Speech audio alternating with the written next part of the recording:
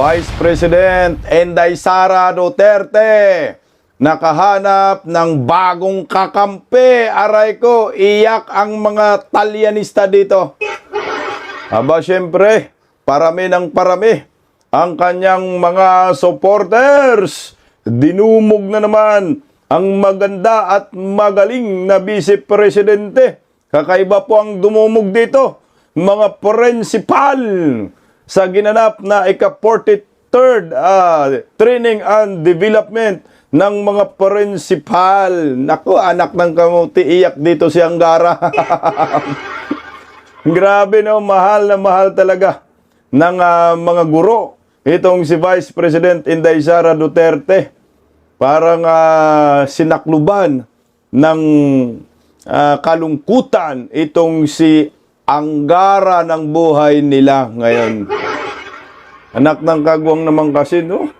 Mantakin mo, si Angara ang DepEd Secretary, pero si Vice President Inday Sara Duterte ang dinumog ng mga principal. Aray ko bayot!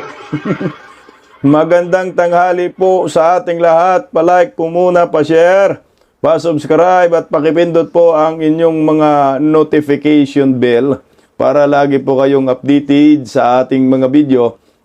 Aba, syempre, Bisdak Historiador, pangalawang YouTube channel ko po, o reserve channel ko lang ho yan, pa-subscribe.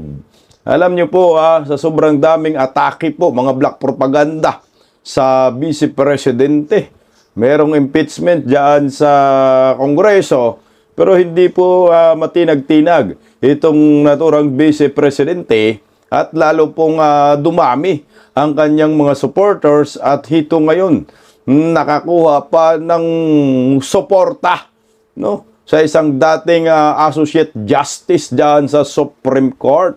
Ito ay binira ng Associate Justice ang impeachment labang kay Inday Sara dyan sa Committee on Justice sa House of Representatives. Ayon po sa naturang Associate Justice, masyado na daw umabuso ang mga House of Crocodile Farm sa ginawang impeachment labang kay Vice President Inday Sara Duterte. At nakarang araw nga ho, formal na po nagpetisyon itong si Vice President Inday Sara sa Korte Suprema upang ipatigil at maglabas ng TRO para pigilin ang impeachment ng mga buhaya na sarswela lamang ho ito, publicity, para lamang masira si Inday Sara Duterte at anak ng kagwang yung witness pa nila, kidnap for ransom group. Walang katuturan, paninira lamang kay Inday Sara, pero iwan po natin kung maniniwala ba't makikinig itong mga buhaya dyan sa Kongreso, kagaya ni Laila de Lima, Cookie, Okika, Cookie Ridon, at siyempre yung nakatabingi yung panga. Mag-anak ba yun ni BBM?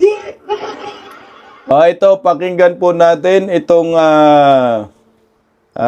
bagong kakampi ni Vice President Inday Sara na dating Associate Justice ng Korte Suprema. Pakinggan po natin. Para mismo kay retired Supreme Court Associate Justice Adolfo Ascuna, masyado nang babad sa media ang impeachment hearing ng Kamara laban kay VP Sara. May komento rin ang isa sa framers ng 1987 Constitution sa paghahambing sa kaso ng bise sa nabasura ng impeachment ni PBBM. Sang-ayon si retired Supreme Court Associate Justice Adolfo Ascuna sa hirit ng kampo ni Vice President Sara Duterte na tila nagiging fishing expedition na ang House impeachment proceedings laban sa bise. Ang masusing pagbusisian niya sa SAL-E ni Duterte ay trabaho na ng Senado. There's a limit to what they can subpoena. Essentially, they should not try to improve the evidence submitted by the complainants. They should examine what are the evidence submitted by the complainants. Sa On Point ng Bilyonaryo News Channel, giniit ni Ascuna na dapat low-key lang ang mga pagdinig ng House Justice Committee. Nagiging teleserye na raw ang impeachment proceedings sa bansa. In the origin of impeachment in England, it was a substitution to revolution. alternative to revolution. In the United States, they adopted the same idea of impeachment in order to be a substitute for violence. According to Benjamin Franklin, before they used to assassinate the officials, now they just impeach them. So it's a substitute for violence. In the Philippines, it's becoming a substitute for teleserye. So it's becoming entertainment. Sa April 14, nakatakda ang susunod na pagdinig ng House Justice Committee. Hindi pa tiyak kung sisipot si VP Sara pero inaasahang dadalo ang sinagpinang abogado niya na si Attorney Michael Poa. Ayan mga Pinayagan kabisdak. ng korte ang hiling ng House Justice Committee na dumalo sa impeachment hearing ni VP Sara ang nagpakilalang bagman niya na si Ramil Madriaga. Inaasahan ng kanyang attendance sa susunod na pagdinig sa Martes, April 14. Pinayagan siyang dumalo sa kondisyon na may kasamang jail escort mula alas 8 ng umaga hanggang alas 5 ng hapon. Una nang itinanggi ng bise na kilala niya si Madriaga. Ayan po mga kabisdak, yung sinabi ni Ascuna, pabor po ako dito, yung sinabi niya na yung gawain po ng impeachment court, no? Na Senado po yung tinutukoy niya na impeachment court, na sila lamang ang tanging makapagsubpina kung ano-ano ba ang gustong isubpina kagaya po ng salin at kung ano pa bang dokumento. Dahil yung Committee on Justice ay ipinagbabawal po yan. Kaya nagiging comedy na itong yung impeachment proceeding labang kay Vice President Inday Sara na ginagawa ng Committee on Justice sa pangunguna po ni, may utang din kay Inday Sara yan si Luestro. So dito pa lang sabi ni pabor na ho dito si Ascuna, dating Supreme Court Associate Justice. Nagsampa po ngayon ng petition si Inday Sara, di lalong kakatigan. Iyak na naman ang mga buhaya nito. Patungkol naman po dito sa kay Madriaga, anak ng kamuti. Kahit 10 Madriaga pa ang paipadala nyo dyan sa Committee on Justice, walang maniniwala dyan ng mga Pilipino. Siguro, kayong mga komunista dyan sa Kongreso, sa Committee on Justice, na may mga utang kay Vice President Inday Sara, maniniwala kayo dyan sa kriminal. Sino ba ang mas kapanipaniwala? Yung 18 na soldiers o itong kidnapper na si Madriaga na bata ni Trillanes at ni De Lima? Baliktad na ang panahon ngayon, no?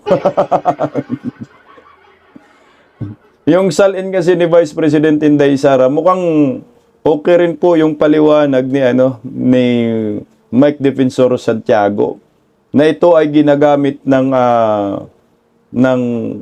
ombudsman, no, laban sa Kongreso. Kumbaga, saywar yung datingan na pag-aakala natin ay si Buying bumabalikwas na. Parang pala yun, estratehiya ng Marcos admin, no?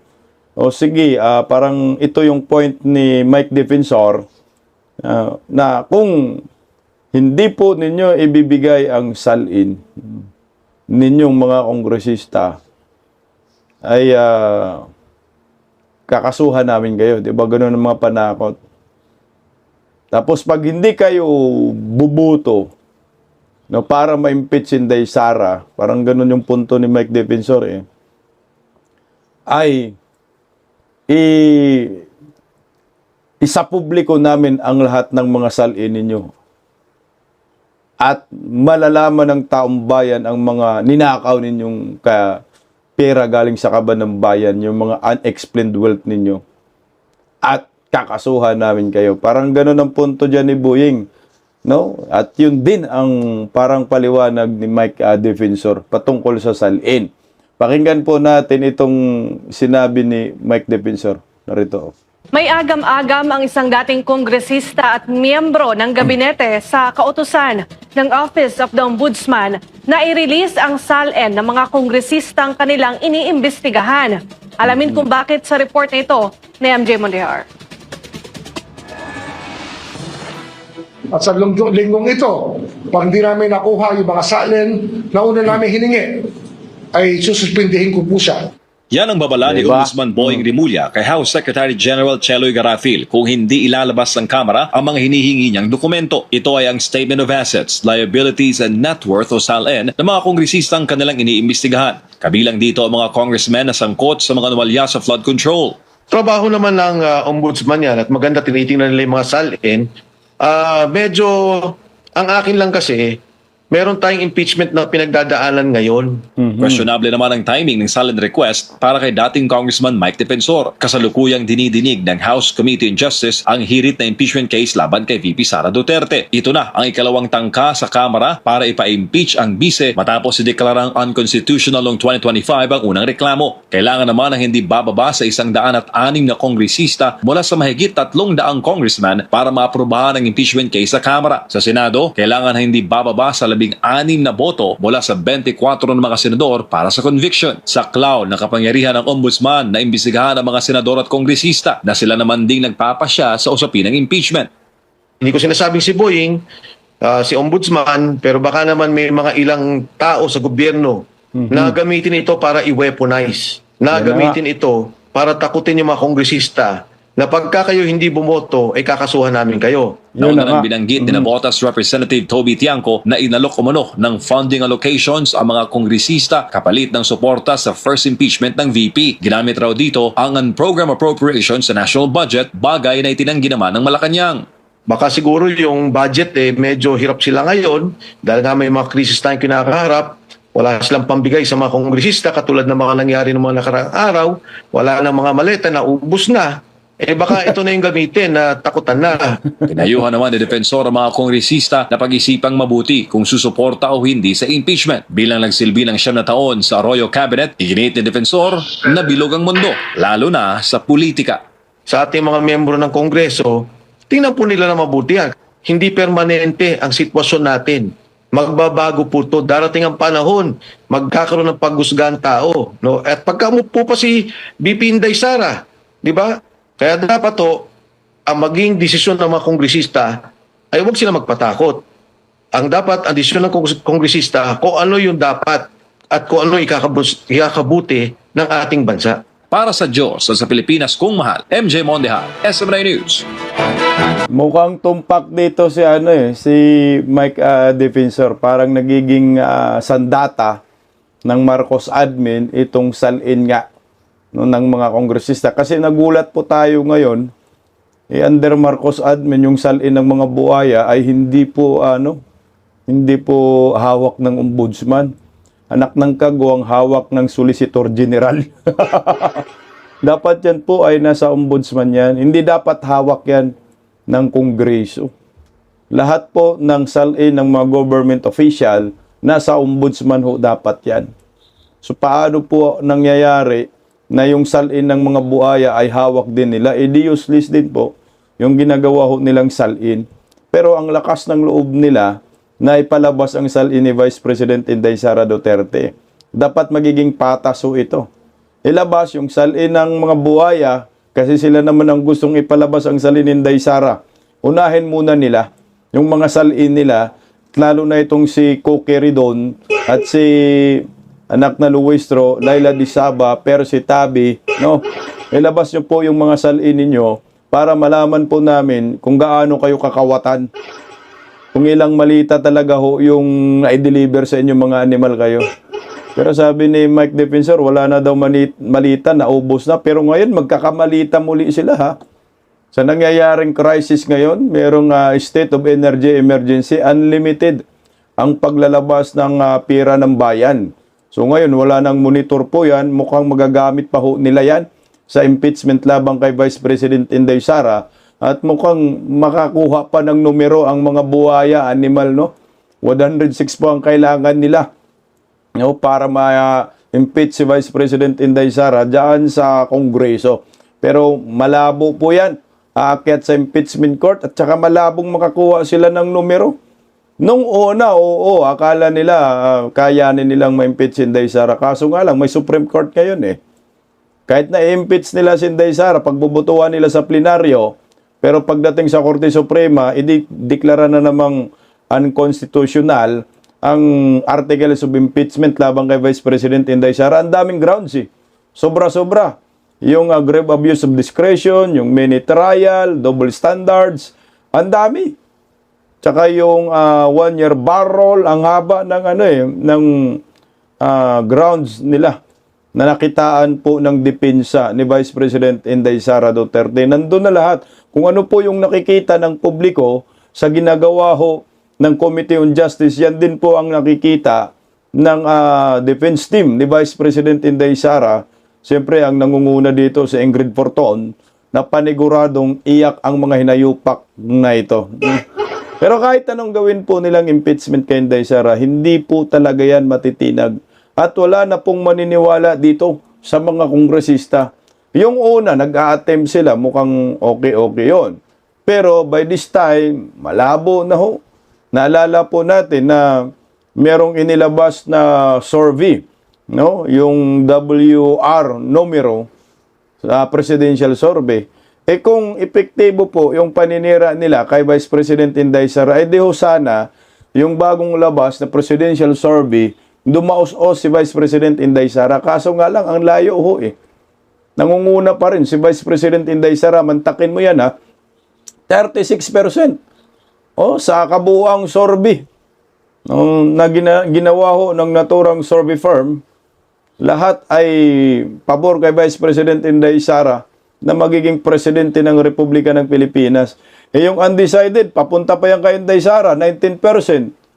O kay Kuya Bungo, mapunta pa yan kay Inday Sara. Nako, wala na. Ako sa akin lang, advice ko lang sa mga buhaya, lalo na ako sa mga kongresista na nagpapadala sa pera.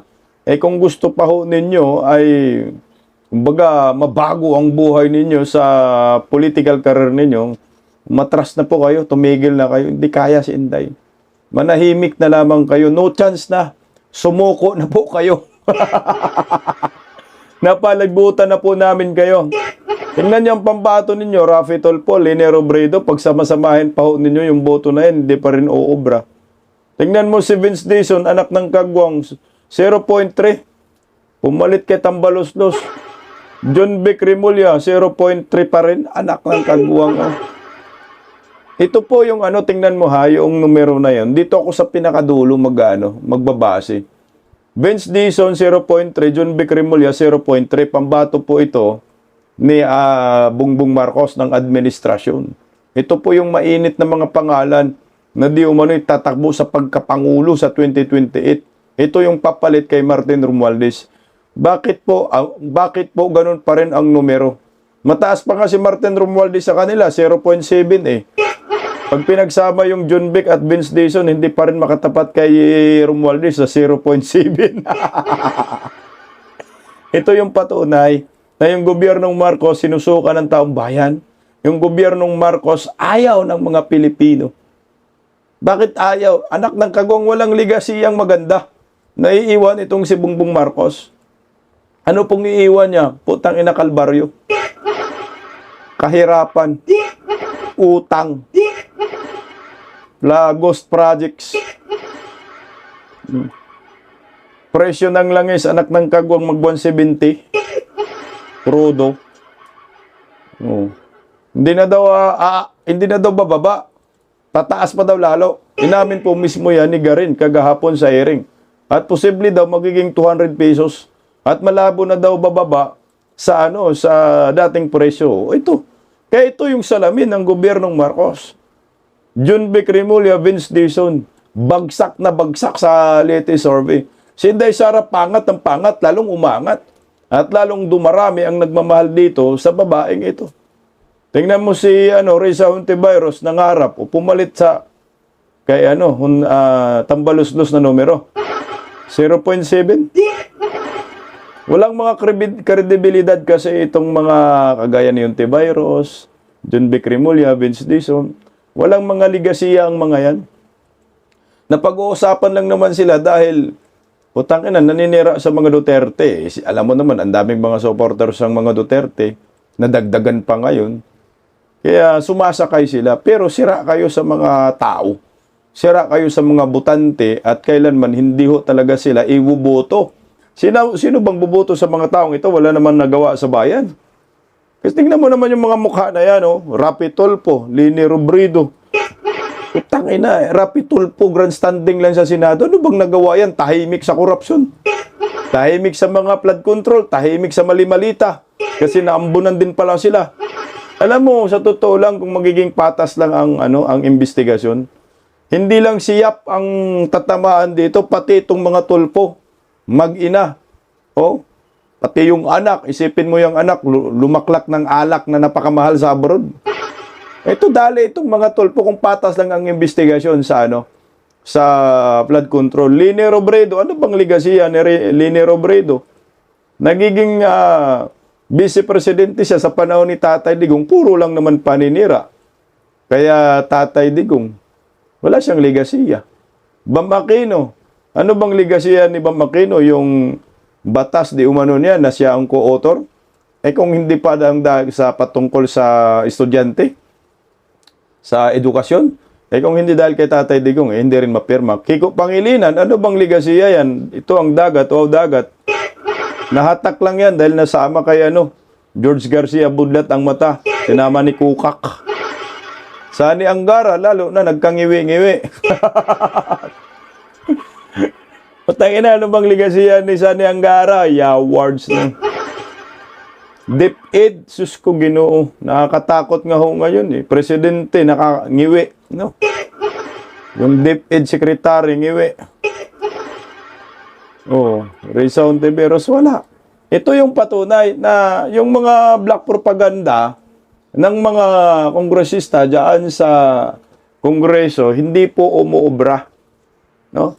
At ang mga tao hindi po naniniwala kung ano man ang mga paninira nila sa mga Duterte. At kumbaga nakapagdesisyon na ang mga Pilipino kung sino yung kanilang pambato sa 2028. Kaya napaganda rin po yung maagang pagdeklara ni Vice President Inday Sara na tatakbo siya sa pagkapangulo sa 2028 dahil ngayon pa lang nakahanda na ho ang mga tao na gustong sumuporta kay Inday Sara. Lalo na ho dito, magugulat kayo, si Angara yung DepEd Secretary, si Vice President Inday Sara ang dinumog. Diyan sa ginawang 43rd training program daw ho ito para sa mga magiging principal. Ayan ho. Hindi po magkamayaw ang mga gustong maging principal. Siyempre, may kasamang mga principal din po dyan. Narito po, nako, maingit ang mga bugok dito. Ayan na ayan na ho. Grabe yan.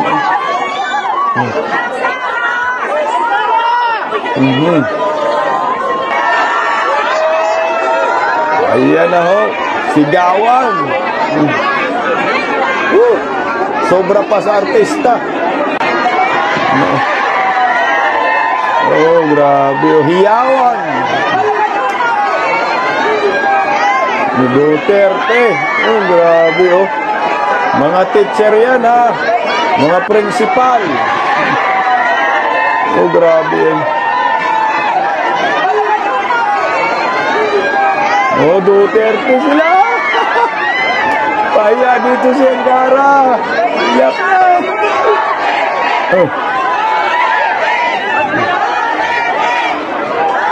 Grabe yan.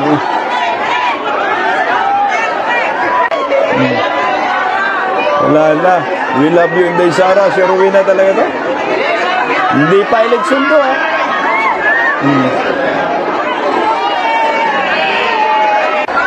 Grabe yan. Iyak na sila dito.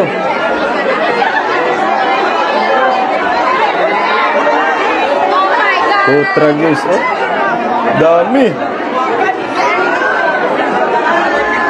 Artist, sobra pa sa rockstar. Grabe, gim na gim talaga si Inday Sara Ayan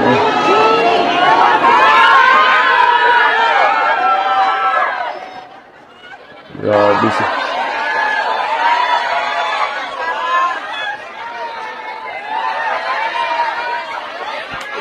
Tayo ay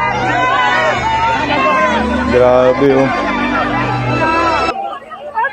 Ayan na, oh. Grabe si Inday Sara. Bilib ako dyan.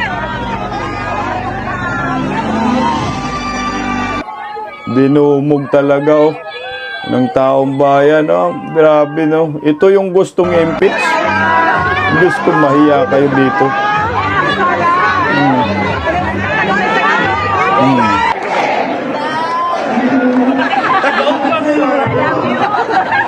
Inday, sa Philippines. Grabe. Ito ay pang Pilipinas po, itong training na ito, ha. Ayan, oh. Buong Pilipinas po yan, mga representative ng iba-ibang lugar. No, nandiyan, no, mga principal, soon to be.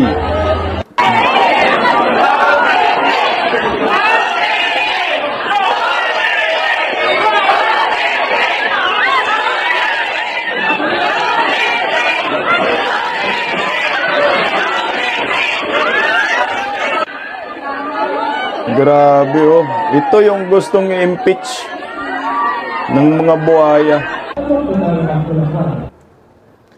O, tingnan nyo po, mga bubonistang tanganista, hindi kaya to ni Bangag. Yung gustong i-impeach po ng mga buhaya sa Kongreso, iyan, oh, VP Sara, President 2028, we love you. Utang na, walang ganyan si BBM. Oh, grabe, oh, dinumog talaga, oh.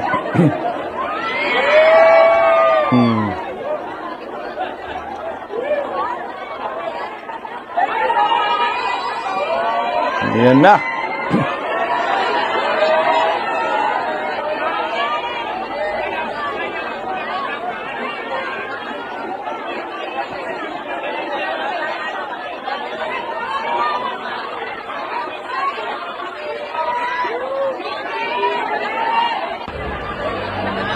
May nanalo na.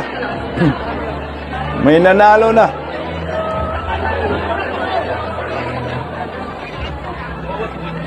May nanalo na.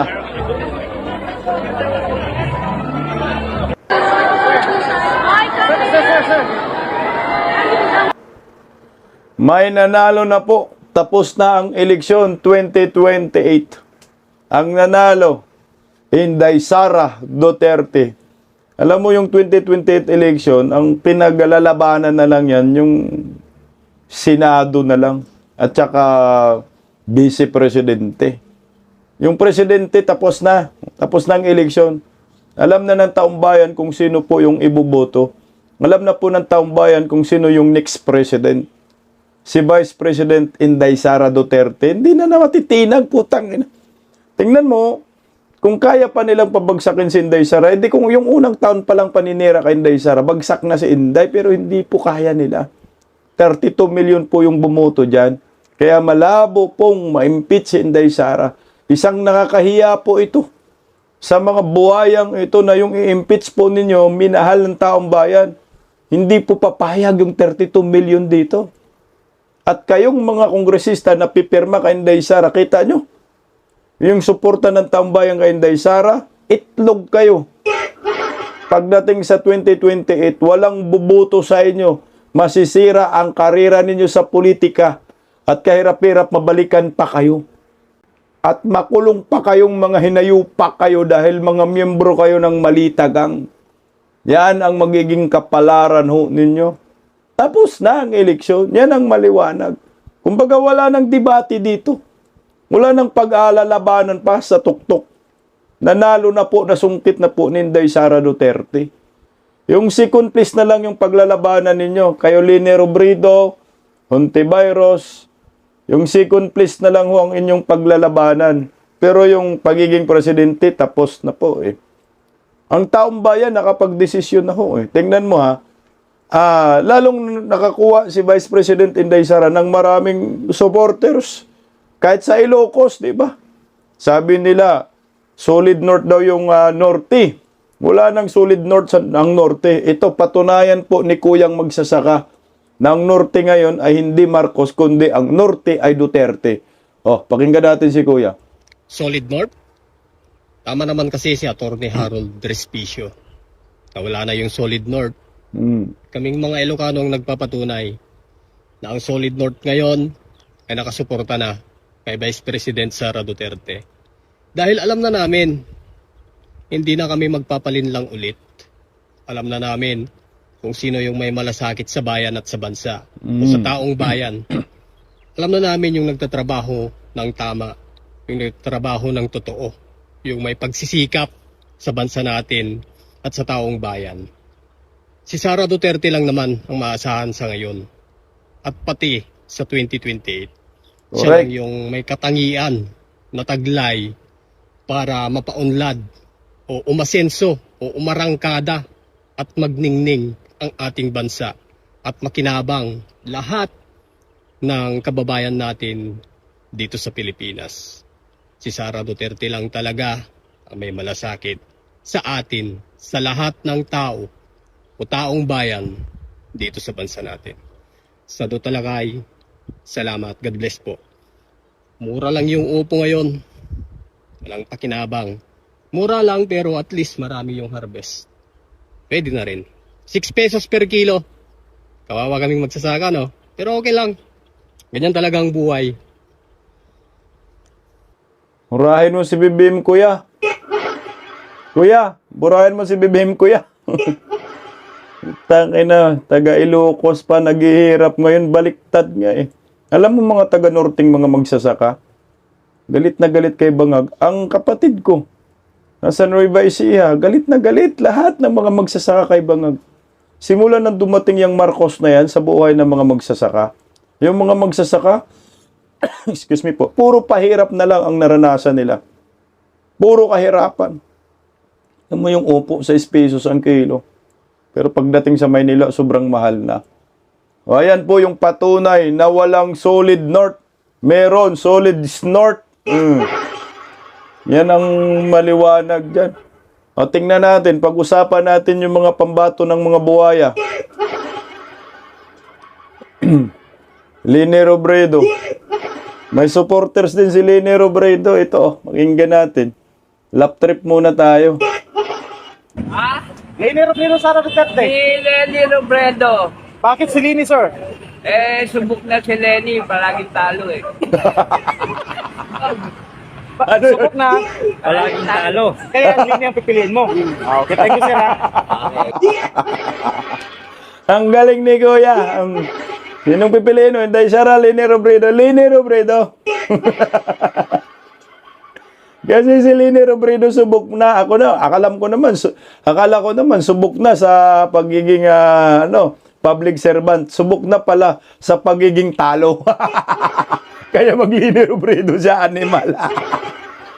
Pulboron pa. Yan ang supporter ng mga Dilawan Pinklawan, Lene Robredo. At saka, ang pure na mga Dilawan talaga, hindi yan susuporta sa pambato ng mga dilaw. Dahil alam nila ay makamarkos na ngayon ang mga dilaw. Yan ang patunay. Di ba si Attorney Rowena Guanzon, nandito ngayon sa grupo natin at talagang sumusuporta ho siya. Maaga rin nagdeklara itong si Attorney Rowena Guanzon. Dilawan Pinklawan ho ito. Pero wala na. Sinusuka na si Attorney Rowena Guanzon ng mga Dilawan Pinklawan. Talagang binanatan siya nila ni Palsis, no? Palsis yung mukha, manas din yung mukha, no? Sa panahon ni Digong itong si Palsis ang payat, no? Ngayon sa panahon ni Marcos itong si Palsis ang taba. Nadilibiran din kaya ito ng malita, no? Magaling talaga mag-alaga itong si Liza Marcos. Naalala ko noon, sinabi na, no more criticism na daw ngayon eh. Hindi na daw uso. Kaya siguro dahil binubusalan lahat ng mga kalaban nila. Ayan, nagsitabahan ang mga animal, no? Putang ina, nakakatulog pa ba kaya ito sa gabi? Matutulog sila yung kinikita nila galing sa kaba ng bayan. Yawards, no? At ito, pakinggan natin si Attorney Rowena Guanzon. Hindi daw talaga sila magmamarcos. Kiko D, pakinig ka, Ang tawanan sila doon. Mga Dilawan, hindi kami magmamarcos. Oy, huwag nyo kami isama dyan, ha? Kiko, di, dahil lang Aquino ka, hindi ka pa nga! Tuli.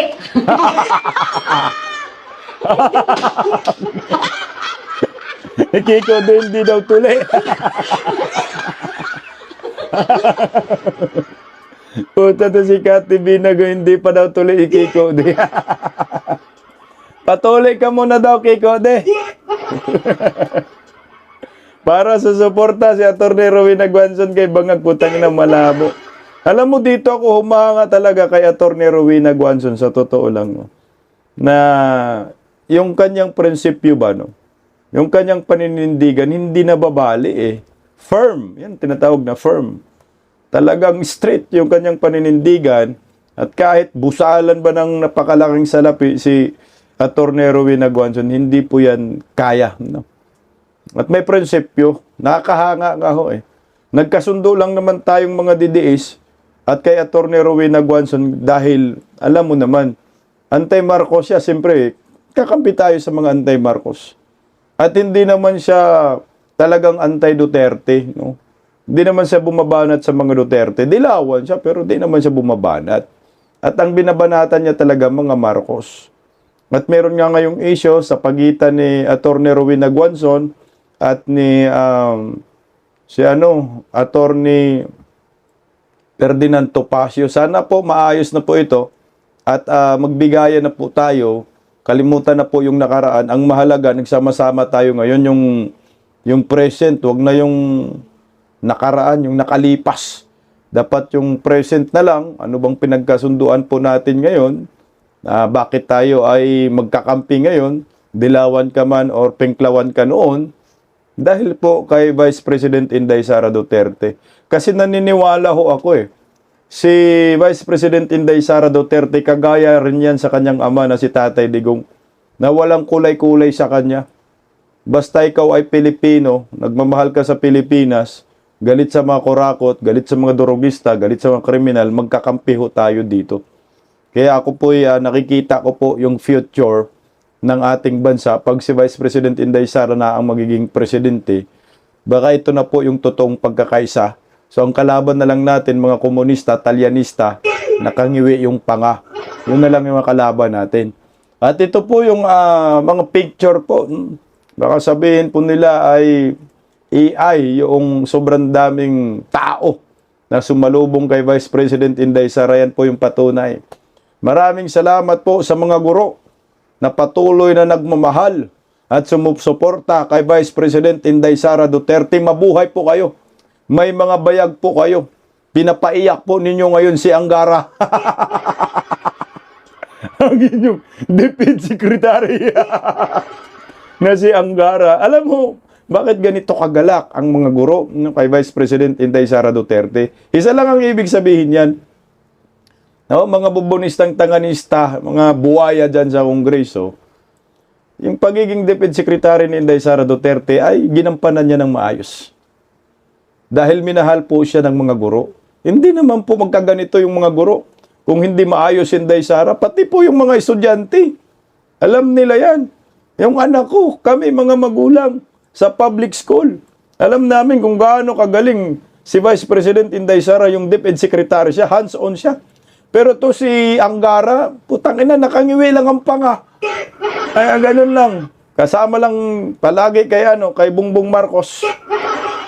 Ayan po yung mga picture, baka sabihin ninyo, edit, pina-enhance ko lang, kasi pre-thumbnail yan. Ito pa, para, ayan po, grabe yung ngiti ng mga teacher, no? Ganda ni Vice President Inday Sara, yung teacher, nahawa ng kagandahan din, eh. Paano pa kaya pag nagiging presidente ho, ito, grabe lahat ng tao nakangiti. Nakita mo si Inday Sara. Alam mo yung picture ni Inday Sara dyan, mga video, mga social media, maganda na siya dyan. Pero sa personal, sobrang ganda pa. May igaganda pa. Unlike sa iba na maganda sa picture, maganda sa video, pero sa personal swangit. Kagaya ni Risa Ontiveros. No, grabing make-up yan. Kapal-kapal eh. Ontiveros. Lala na si Laila Di Saba. Pero si Inday Sara sa personal, napakagandang babae talaga. Kaya makikita mo yung pag-asa nating mga Pilipino sa ngiti. Tsaka madaling napitan. Kita mo naman yung selfie sa kumukuha ng cellphone. Swerte nga yung may-ari ng cellphone dyan eh. Noon din ako, anong pinatawag kami ni Inday Sara sa Office of the Vice President, yung cellphone ko rin. na selfie niya, nagamit niya. Pero ang pangit kasi ng cellphone ko, Android lang eh. hindi maganda, hindi clear masyado yung kuha. Sabi ni Inday, may iba bang cellphone dyan? Ayun, yung may mga iPhone. Android lang naman cellphone natin. Na-experience ko yan, witness ko yan, yung mga ganyan, kukunin ni Inday Sara yung cellphone. Gagaya po nito, ito pa, baka sabihin ninyong piki, mga animal kayo. Ayan, totoo pong mga selfie yan, totoo pong mga tao yan, hindi po yan mga AI. Tingnan mo si Ma'am Principal, oh, talagang gusto ng liparin. Yung mga security detail na yan. Oo, at makadaw pang palad. Kita mo yung mga ngiti nila, ang tatamis ng mga ngiti nila. Eh kung si Bangag nakipag-selfie dyan, puta, puro nakangiwi lahat. Ayan, Bangag. Ay, ayan po, ano mo muna tayo, babala lang, advisory lang ho tayo. Kasi meron po ngayong kumakalat na mga nagpapanggap na sa Office of the Vice President. Oh. Pakinggan po muna natin yung announcement na ito.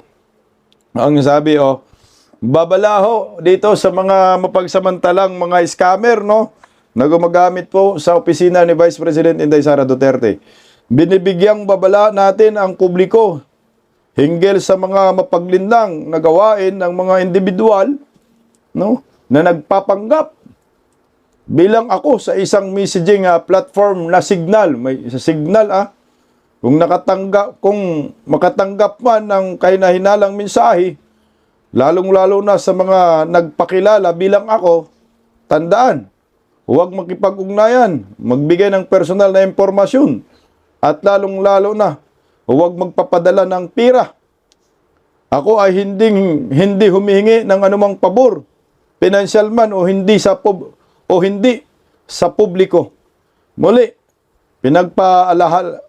pinapaalalahanan ko ang publiko na mag-ingat laban sa mga mapagsamantala at mapaglinlang at nang-iisa sa kapwa. Lalo na ngayon, may kinakaharap tayong krisis. Syukran. Marami po talaga mapagsamantala. Kasi nga, mayroong kumakalat ngayon sa social media na di umano'y si Vice President Inday Sara ay humihingi ng pera. Diyan sa Signal application, huwag po kayong maniwala. Protect Vice President Inday Sara Duterte. Mabuhay po tayong mga Pilipino. Malapit na ang paghukom sa mga buhaya, anak ng kagwang Pilipinas. Duterte pa rin. Pagkising sa umaga, tanghali at gabi, nakikita ko ang post niya, ang hapdi. Paano nga ba to? Di ako makatanggi. Watch ko na lang at isipin ng mabuti. Bisdak Pilipinas. Bisdak, tinig ng katotohanan. Sa bawat vlog may laban sa kasinungalingan. Mulat ang mata, gising ang masa. Bisdak Pilipinas, para sa bayan, gumigising sa diwa. Sa likod ng kamera, tapang ang dala, walang sinasanto kung mali ang gawa. Hinay-hinay, pero palaban. Boses ng tao sa digital na labanan. Bisdak, tinig ng katotohanan. Sa bawat vlog may laban sa kasinungalingan. Mulat ang mata, gising ang masa. Bisdak Pilipinas, para sa bayan, gumigising sa diwa.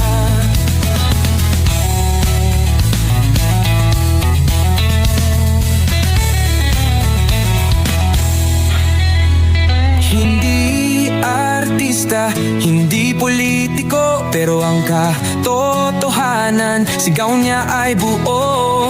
Sa YouTube o Facebook man siya makita, may aral ka pa rin, may uwi sa bawat salita. Bisdak, gising sa katotohanan, di lang kwento